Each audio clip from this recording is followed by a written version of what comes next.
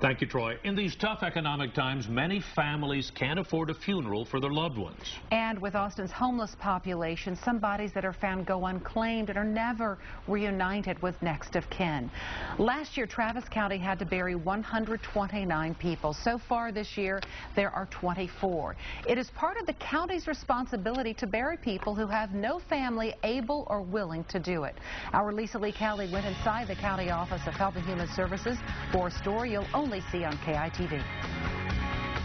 The investigative team for the Travis County Medical Examiner is given the often needle-in-a-haystack task of locating the next of kin of a dead person who ends up in the county's morgue. When we go to the scenes, we look for Christmas cards, we look for anything that we could find.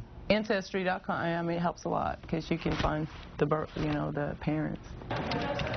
The internet has streamlined the once formidable feat of tracking down family, especially when a person lives and then dies all alone. And like they've known them for 10 years. Or like, well, do you know any family? Well, I think he has a brother that lives in California, and that's all we have. Even after the team tracks down next of kin, often the family declines the body. Some because of failed relationships, but these days it's more because of the bottom line. It's not necessarily they were unclaimed. It's that we found their legal next of kin, but whereas they couldn't afford it. Each month, Travis County buries about 10 indigents here in the Travis County International Cemetery.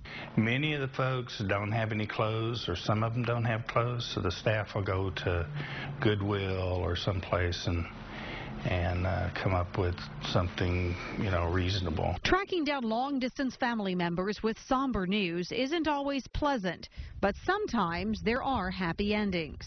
We found one guy, I think he had 9 siblings, and we found 2 of them, I think, and then they hadn't talked to him in 10 years. The others hadn't talked to them in 5 years, 15 years, and everybody all got back together. That was Lisa Lee Cowley reporting. Travis County is unique in that it has no policy on cremation. All indigents must be in a casket and buried. A plan